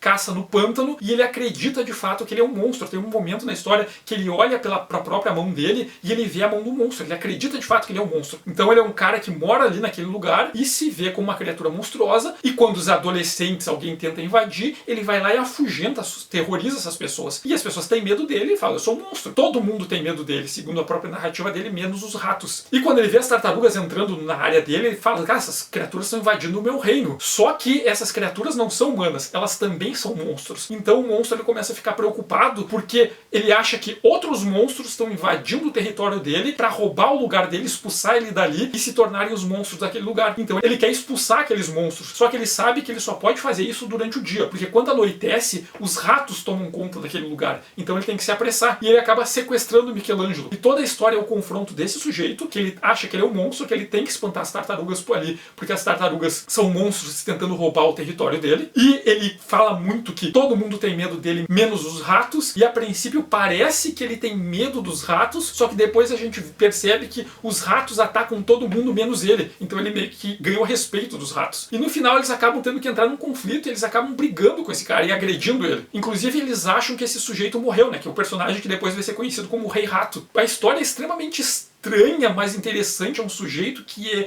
acha que é uma criatura, ele acha que não é humano e está competindo contra os monstros e tem toda a ameaça dos ratos em volta que ele teme, mas a princípio os ratos são extremamente agressivos e violentos, mas os ratos na verdade gostam dele, aparentemente. Então é uma história extremamente estranha, que é muito sobre essas questões subjetivas, que não tem muita ação, né? Mais sobre essas questões de percepção, essa narrativa em primeira pessoa, que é uma tradição que vai ficar bem popular ali nos quadrinhos dos Estados Unidos dos anos 80, nessa influência do romantismo e da discussão dessas questões subjetivas. Só que se a gente parar para pensar assim, na concretude do que está sendo contado ali, é uma história sobre um grupo de adolescentes que agride um morador de rua que tem uma doença mental, que vê coisas que não existem e que delira sobre a própria identidade. Então são adolescentes agredindo um morador de rua com doença mental. Mas na forma que ela é contada, eu acho que essa história até do Jim Lawson, a história se torna extremamente rica por explorar essas questões da subjetividade, essas questões reflexivas dos personagens. Que é justamente essa questão das tartarugas ninja que eu comentei antes, que é como é bizarro, mas ao mesmo tempo é extremamente delicado. Essas histórias dos contos são muito legais, mas infelizmente elas só tiveram 7 números. Mas aí a gente vê uma outra característica ali que aparece nessa produção do Mirage Studios, é quanto o Kevin Eastman e o Peter Laird, eles tinham toda uma preocupação em dar espaço para outros autores. Porque nos contos eles deixavam a equipe deles, o Eric Talbot, o Jim Lawson, o Ryan Brown, eles criarem suas próprias histórias dentro daquela narrativa, eles explorarem os personagens de formas que os dois criadores não faziam. E ao mesmo tempo que eles faziam isso, eles publicaram pelo Mirage Studios quadrinhos autorais do resto da equipe. Eles pegaram esses caras, o que vocês fazem por conta, sozinhos, quando vocês não estão trabalhando pra gente? Vamos pegar essas obras e vamos publicar. Eles publicaram coletâneas de outros autores independentes. Então tinha toda uma preocupação do Kevin Eastman e do Peter Laird em dar oportunidade para os outros artistas independentes que eles não tiveram. As editoras disseram não para eles e não deram oportunidade. Agora que eles tinham dinheiro, que eles tinham a própria editora deles, que eles tinham acesso e tinham reconhecimento e podiam publicar o que eles quisessem, eles se esforçaram para pegar esses outros caras que não tiveram oportunidade e dar oportunidade para eles. Inclusive tem uma relação muito próxima deles com o Stan Sakai. O Stan Sakai, ele começou a publicar o Sagi Yojimbo em coletâneas ali em 1983 e eu acho que em 1984 ele publicou umas edições independentes, assim, e o Sagi Yojimbo é a história de um coelho Ronin num Japão antigo, mas que o Japão não é habitado por pessoas, e sim por animais antropoformizados. Com bastante influência lá do cinema de Daigeki,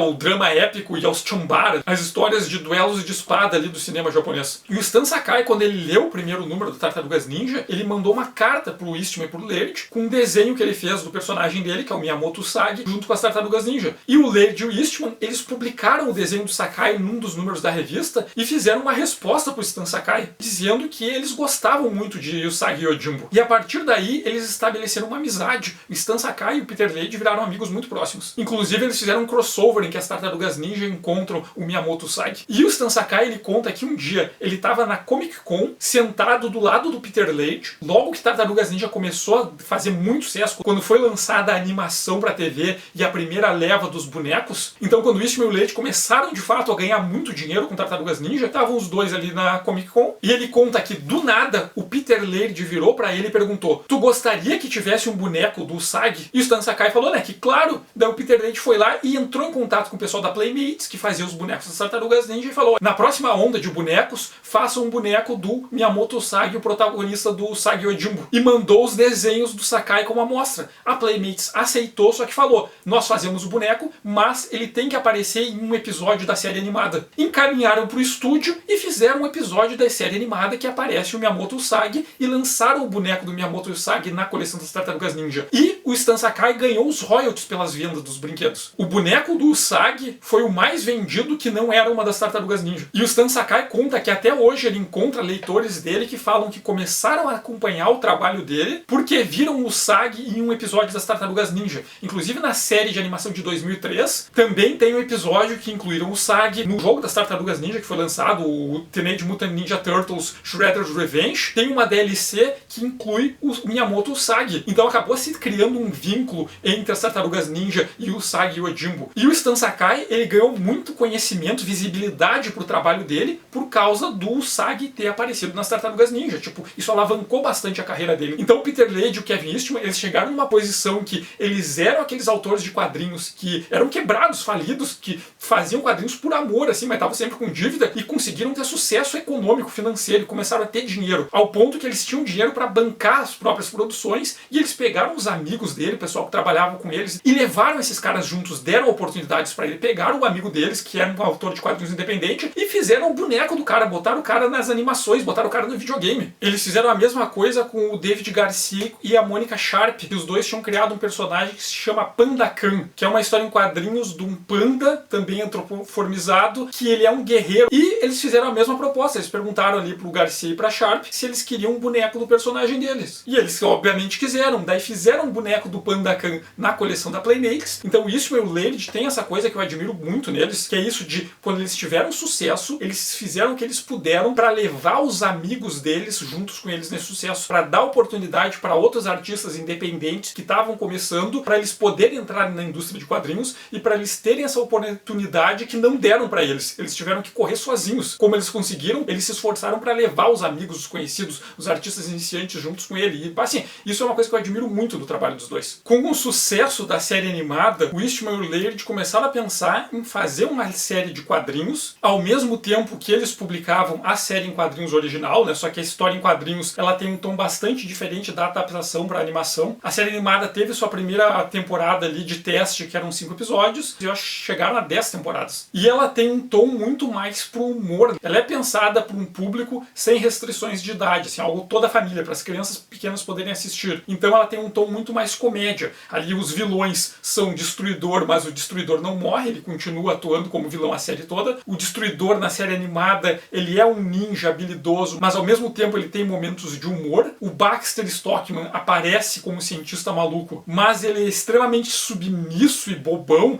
Inclusive nessa série de animação, o Baxter Stockman, que no original era um cientista negro, aqui vira um cientista branco. Bom, acontece que o Eastman e o Laird, eles chegaram a fazer 2 designs pro Baxter quando eles estavam pensando. Um deles era o negro e o outro era o Baxter branco, e no final eles optaram pelo design do Baxter como sendo um homem negro.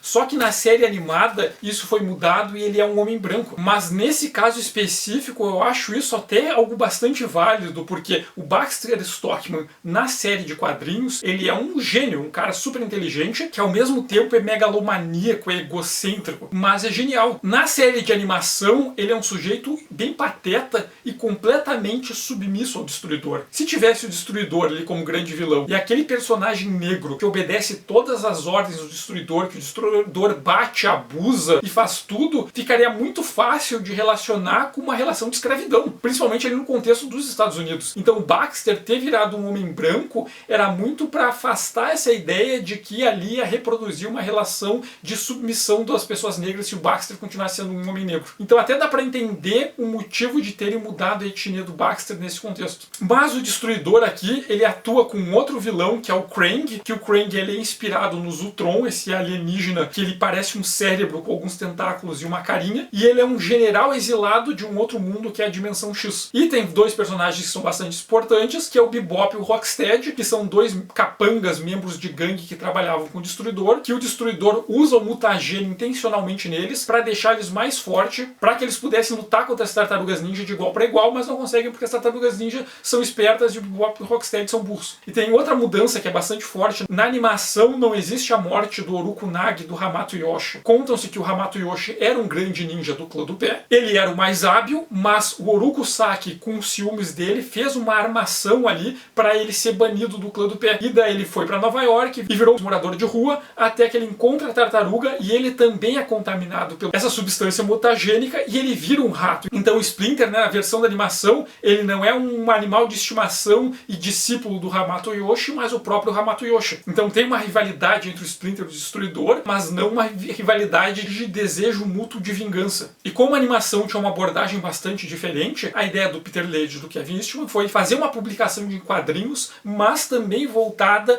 para um público de todas as idades, também voltada para uma temática infantil. Então eles pensaram em fazer uma adaptação da série de animação. Só que, como eles estavam pensando num grande público, eles perceberam que o Mirage Studios, como esse estúdio independente, não tinha condições de dar impressão nessa escala e na distribuição dessa escala. Então eles procuraram grandes editoras. E todas as grandes editoras recusaram, dizendo, isso aí não vai vender. Eles procuraram a Marvel, e a Marvel disse que não valia a pena investir nas Tartarugas Ninja porque não ia vender. Até que eles conseguiram fazer um acordo com a Arte Comics para a Arte publicar as histórias das Tartarugas Ninja. Então eles fizeram uma minissérie em 3 números que foi produzida ali no Mirage Studios, que adaptava os 5 episódios da primeira temporada da animação. E a série foi um sucesso, vendeu um monte. E daí a Arte Comics topou em transformar essa série, que era Teenage Mutant Ninja Turtles Adventures, numa série mensal. Então começou a ser publicada essa nova série, Teenage Mutant Ninja Turtles Adventures. Então a princípio ela adaptava os episódios da série de animação. Então o número 1 e 2 dessa série mensal adaptavam o primeiro episódio da segunda temporada, e o número 3 e 4, esse aqui é o número 3 que eu tô na minha mão, elas adaptavam o segundo episódio da série de animação. Então a primeira minissérie Teenage Mutant Ninja Turtles Adventures de 3 números foi publicada em 88, e a partir de 89 começou a ser publicada essa série mensal. A primeira minissérie ela vendeu um monte, a Arte Comics aceitou transformar numa série mensal, só que quando a série mensal começou a ser publicada, as vendas despencaram um monte. E despencaram um monte porque era uma adaptação do que tinha acontecido na série de animação. Então se tu viu a série de animação, tu sabia o que ia acontecer nessas histórias. Porque elas simplesmente transcreviam de uma mídia para outra. E a série começou a perder as vendas, e o Eastman e o Laird perceberam que se eles continuassem naquele ritmo de diminuição de vendas, a arte ia cancelar aquela série. Então eles precisavam fazer uma abordagem diferente. Alguém teria que se responsabilizar por aquela série. E daí o Ryan Brown, que era um dos artistas que trabalhavam lá na Mirage, que dava o suporte ali para as atividades da Mirage, decidiu assumir. Ele falou lá com o Stephen Murphy, se o Stephen Murphy topava ajudar ele a fazer. O Stephen Murphy conta que a princípio ele ficou meio duvidoso, mas se der eu vou. Daí o Ryan Brown falou com o Laird e com o Eastman e encarregaram ele de ser o responsável pelas histórias da Teenage Mutant Ninja Turtles Adventures. As histórias eram todas feitas no Mirage Studios e a arte editava, imprimia e distribuía. E o que o pessoal lá do Mirage Studios conta é que se eles mantivessem a revista vendendo bem, o pessoal da arte dava liberdade criativa total. Eles faziam aquilo completamente independentes. Os editores da arte contam que raramente aconteceu deles precisarem pedir para mudar alguma coisa porque eles achavam que não era adequado para o público infantil. Mas assim, eles tinham a princípio liberdade total para fazer a Teenage Mutant Ninja Turtles Adventure a partir da edição número 5. Ryan Brown bolava a premissa das histórias, fazia ali o argumento, o Stephen Murphy escrevia o roteiro e desenhava, só que de vez em quando o Eric Talbot ou o Jim Lawson, o outro pessoal ali da equipe da Mirage, que também trabalhava na revista principal, eles também trabalhavam no Adventure. E eles começavam a adaptar aquelas histórias dele para um público mais infantil. Inclusive o Jim Lawson conta que, conforme ele foi desenhando as Adventures, ele começou a mudar o estilo dele para nas Adventures parecer um pouco mais com cartoon, mas não perder algum dinamismo, algumas características do que ele trabalhava na revista principal. A princípio, o Stephen Murphy ele ficou preocupado que assinar uma revista em quadrinhos para criança podia acabar com a reputação dele como autor de histórias em quadrinhos para adulto. Na época ele publicava o Pluma Blues, que era voltado para um público adulto, ele achou que aquilo poderia afetar ele e ele começou a assinar com um pseudônimo, que é Dan Clarion. Então quando aparece Dan Clarion nas histórias da Teenage Mutant Ninja Turtles Adventure,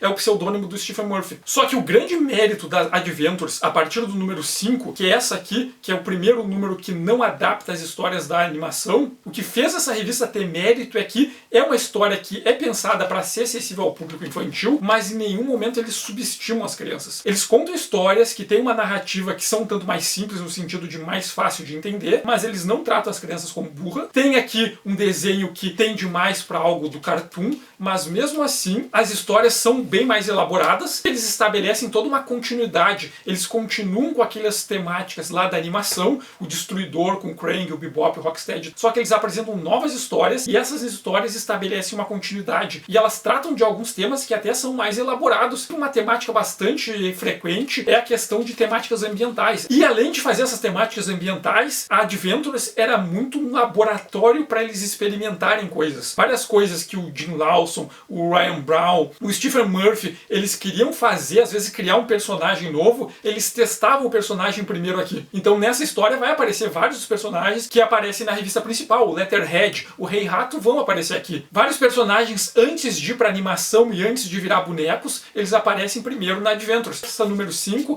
é a que tem a primeira aparição do personagem que é o Man Ray, que depois vai ficar conhecido como Ray Fillet. E aqui conta a origem dele. Ele era um biólogo que trabalhava num aquário e investigava fábricas que depositavam lixo e resíduo industrial no mar, e ele acaba sendo contaminado com mutagene e ele vira um mutante arraia, e depois ele começa a lutar contra empresas e grupos que caçam animais e que poluem o mar. Então o Man Ray, que é o Ray Fillet, a criação do personagem é toda em volta de questões ambientais. E além de lutar com o Destruidor e com o Crank, com o Bebop, na Adventures, o Stephen Murphy, o Ray Brown e o Jim Lawson, eles acabam inserindo um novo personagem que é o Mr. Nu, que ele é um vilão, que ele é um grande líder de uma grande corporação capitalista, e ele tem empreendimentos que envolvem fábricas que poluem o rio, trabalho escravo, várias violações de direitos do trabalho, de direitos ambientais, e as Tartarugas Ninja vão lutar contra ele. Eles acabam lutando contra várias ameaças que descobrem que estão relacionadas com o Mr. Nu. Outra coisa também que eles exploram na Adventures são elementos que o Peter Laird e o Kevin Eastman criaram, mas acabaram não colocando na série principal e sobraram. Eles vão lá e pegam e colocam nas histórias. Nas histórias que as Tartarugas Ninja vão pro espaço, encontram o Fugitoid e os Triceratons, o Eastman e o Laird, eles chegaram a fazer um traje para as Tartarugas Ninja que era todo preto. A ideia é que quando eles voltassem do espaço, eles voltassem usando esses trajes, que é inspirado no uniforme negro do Homem-Aranha que tinha acontecido ali mais ou menos na mesma época, né? O Homem-Aranha voltou das guerras secretas do espaço com o uniforme negro. E o Eastman e o Laird pensaram em fazer isso com as Tartarugas Ninja, chegaram a fazer os designs dos trajes, mas acabaram desistindo e não utilizando esses designs. Daí o Ryan Brown e o Stephen Murphy fizeram uma história em que as Tartarugas Ninja elas vão pro espaço e elas participam de um torneio de luta livre com criaturas de vários planetas diferentes. E lá cada um deles ganha uma roupa de lutador western. E a roupa do Rafael é a roupa toda preta, essa que o Eastman e o Laird tinham feito para quando eles vão pro espaço. Quando os personagens voltam pra Terra, o Michelangelo, o Donatello e o Leonardo, eles voltam a usar seus trajes normais, mas o Rafael continua usando o traje preto depois por várias histórias. Então é o jeito ali do Ryan Brown, do Stephen Murphy e do Jim Lawson deles aproveitar algumas ideias que o Laird e o Eastman tinham criado e não couberam na linha principal. E essas questões das temáticas ambientais, elas aparecem muito. Tem uma história em que a April acaba sequestrada e ela vai parar no Brasil. E as Tartarugas Ninja vão atrás dela no Brasil, no Acre. A história conta que ela se passa especificamente no Acre. E lá eles encontram o Jaguar, que é um sujeito que ele é meio humano, meio onça. A mãe dele era uma humana, uma brasileira, e o pai dele é um espírito jaguar, um tipo de divindade indígena em forma de onça. E ele é o filho dos dois, então ele é meio humano, meio onça. E ele acaba ajudando as Tartarugas Ninja ali nessa história. E depois, na história seguinte, a gente continua com o Jaguar acompanhando as Tartarugas Ninja e a April ali na Amazônia, e eles acabam encontrando um grupo de indígenas que vive ali na Amazônia. Então essa história se passa toda no Brasil, e a grande ameaça a esses indígenas é que várias pessoas da tribo tinham sido capturadas por um minerador ilegal. Tem um cara que tem um garimpo ilegal que estava fazendo uma mineração no meio da floresta amazônica, e ele estava capturando pessoas para usar essas pessoas para trabalho escravo. Então toda a história é sobre as Tartarugas Ninja, a April e o Jaguar ajudando os indígenas a combater esses mineradores ilegais e libertar os trabalhadores escravos ali dentro da Amazônia brasileira. E depois se revela que o dono desse empreendimento, dessa mineradora ilegal que usa trabalho escravo, é o Mr. Nu, que é esse grande capitalista que tem vários empreendimentos. Depois as tartarugas vão ajudar o Man Ray a lutar contra os navios de pesca dele, que pesca animais ameaçados de extinção, contra fábricas que poluem os rios. E o Mr. Nu é esse cara, esse mega capitalista que dane-se pra qualquer consequência. Ele viola leis ambientais, ele viola leis trabalhistas, ele quer dinheiro. E chega um ponto da série que o Mr. Nu, ele faz acordo com uma espécie de alienígenas, insetos que querem invadir a Terra, e ele vende a Terra em troca de ajudar a entregar o controle da Terra para esses invasores. Então o Mr. Nu é um mega capitalista, e tem um momento que o Destruidor e o Krang, eles meio que saem de cena e o Mr. Nu vira o grande vilão. Então no Teenage Mutant Ninja Turtles Adventure tem muito das questões ambientais e do grande capitalista como sendo uma das grandes ameaças para o mundo. E nesse número aqui, em que eles combatem o pessoal da mineração ilegal no Brasil, também é o número da estreia do Dreadmon. O Dreadmon também é um personagem que fala sobre algumas coisas delicadas. Ele é sul-africano e o pai dele era um guerrilheiro que lutava contra contra o apartheid. Só que como o governo começou a perseguir ele e a família dele, o pai dele decidiu enviar o filho e a esposa para um lugar longe, onde eles não iam poder ser achados pelo governo, e ele vai para Jamaica. Na Jamaica, ele acaba achando uma estatueta com poderes místicos de um lobo, e ele acaba se transformando num lobo. E nessa história aqui, ele tá na Amazônia, ele ajuda os Tartarugas Ninja April e o Jaguar a lutar contra os mineradores, mas depois tem todo o arco dele, em que as Tartarugas Ninja vão ajudar ele a enfrentar lá as ameaças com que ele tá lidando, e vai ter todo esse contexto do apartheid na África do Sul. Então é uma revista que ela é infantil, mas nem por isso ela subestima as crianças, trata as crianças como burras ou como bobas. Ela tem ali temas políticos, tem temas ambientais inseridos. E essa série, a Teenage Mutant Ninja Turtles Adventures, ela foi um sucesso, assim, ela teve 72 números. Ela foi publicada, a minissérie original em 3 números em 88, e a série mensal foi de 89 até 1995. E não só teve a série regular com 72 números, como teve vários especiais. Teve a minissérie da April, tinha uma série que era The Mighty Mutanimals, que era uma equipe formada pelo Jaguar, o Dreadmon, o Man-Ray, o Wingnut e o Letterhead. E tem toda uma segunda equipe de animais mutantes que não são as Tartarugas Ninja, interagindo ali naquele ambiente nessa diegese das Tartarugas Ninja. E além disso, a arte fez outras adaptações. Teve adaptações dos 3 filmes. Aqui eu tenho a adaptação do filme lá de 1990,